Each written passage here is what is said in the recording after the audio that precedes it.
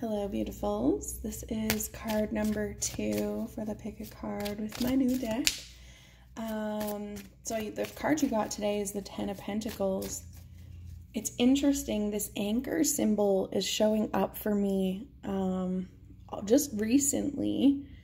This last couple days it's shown up and it keeps showing up, and I haven't really tapped into what they were showing me with it. I would just seen it and was like, the hook is an interesting symbol, isn't it? And then kind of left it.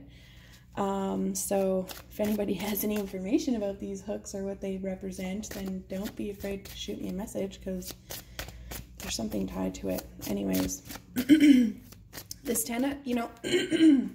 goodness, really. It's just like every reading that we do recently, this throat kind of comes in. I feel like, it even in the circles, in my sessions, a lot of this stuff, it's like we have a lot of this coming up recently. So this must be why everywhere I'm going, I'm like helping people, like dropping those codes for, okay, here's how we pull this stuff out of the throat.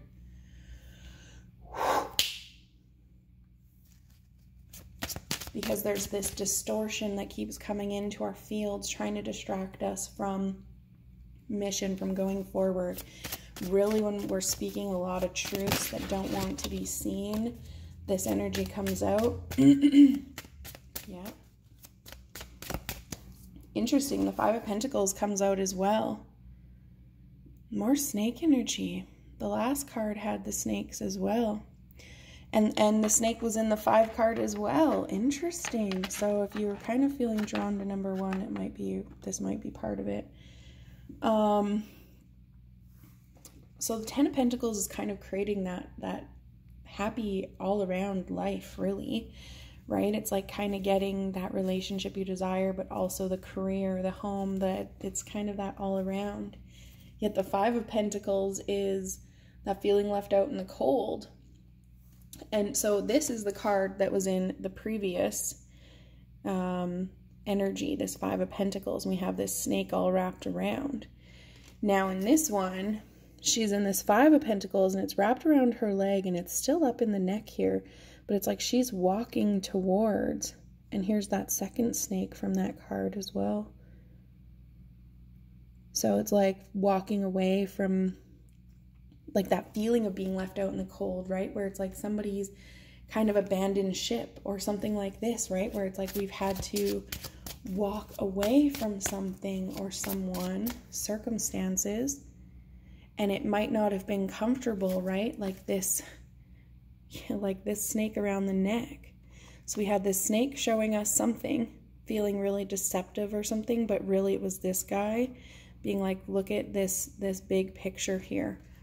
And here's now that second snake's going, okay, look at though. We're getting distracted from things that didn't matter.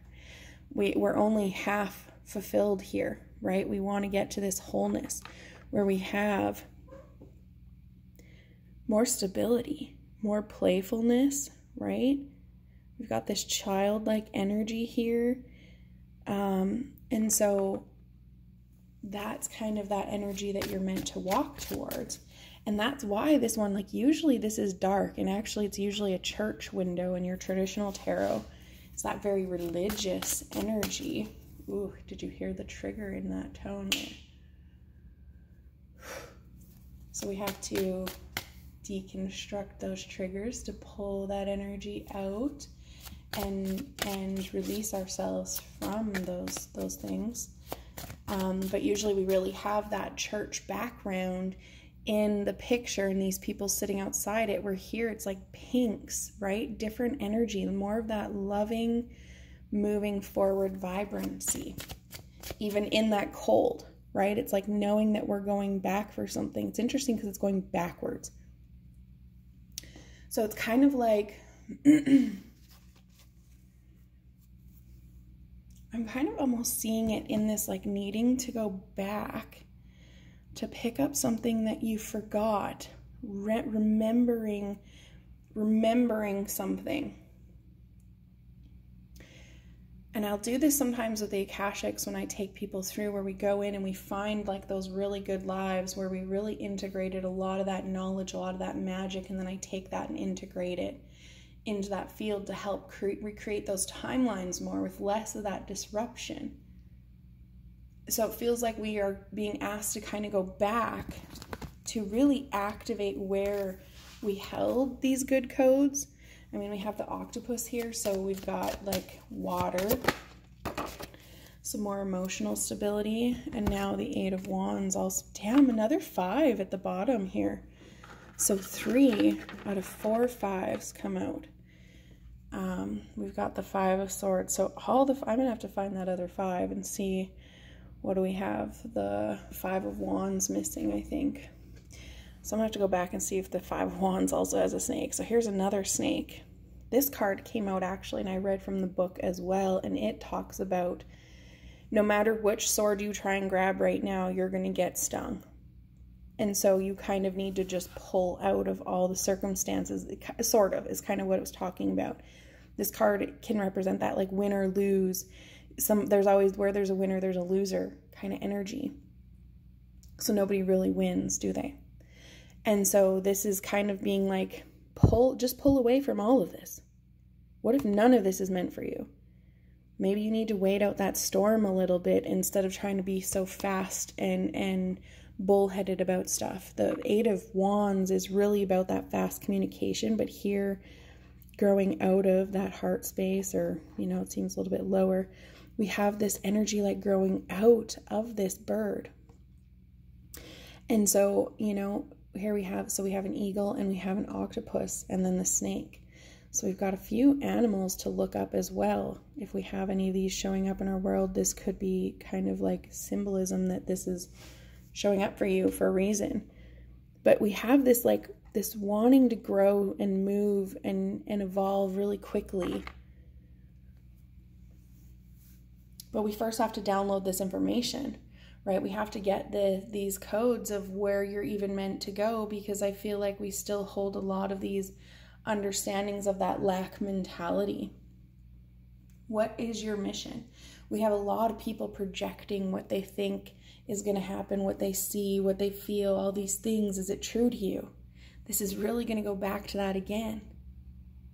We have to deconstruct those things that don't feel true to us and collapse those timelines and release all of that old information, all those old storylines that are playing this stuff out, right? This is why I do just go in and like clean sweep that Akashic. Like, how much Akashics can I release from you?